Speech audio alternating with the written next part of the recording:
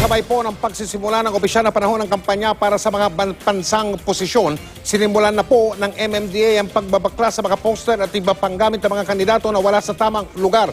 Kahit sa susunod na buwan pa naman ang kampanya ng mga lokal na mga kandidato, ilang nagkalat na mga parapinalya nila ang pinagtatanggal din. Nakatutok si Ian Cruz. Malapyes ang tanawi sa Del Monte Avenue, Quezon City dahil parang banderitas ang posters ng ilang lokal na politiko na may kanya-kanyang pagbati. Lahat pinagtatanggal ng MMDA dahil March 25 pa ang campaign period ng local candidates.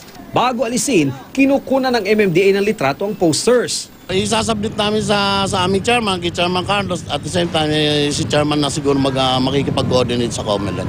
Para saan yun? Kung ano, makakasuhan yung mga politiko na hindi naglalagay sa common poster area. Ayon sa COMELEC, pwede lang magkabit sa mga common poster area na inilaan ng lokal na pamahalaan.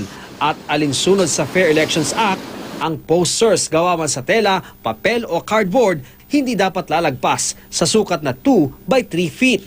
Ang streamers hanggang 3 by 8 feet.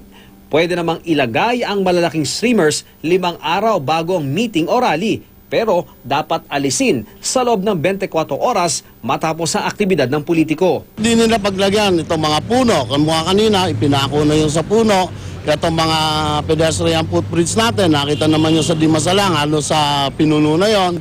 Then itong Center Island, itong mga waiting shade, itong nasa sidewalk, di dapat sila pwedeng maglagay doon. Sa Opland Baklas na isinagawa ng MMDA ngayon ay umaabot daw sa kulang 2 tonelada ng mga posters ang nakuha nila sa iba't ibang mga lokasyon sa Maynila at maging dito sa Quezon City. Pero noong election 2013 ay umaabot daw sa 22 trucks na puno ng mga illegal na poster ang nakumpiska ng MMDA. Kaya naman panawagan nila sa mga taga-barangay sa kanilang level pa lamang, sana raw ay mapigilan na ang pagkakabit ng mga illegal na poster.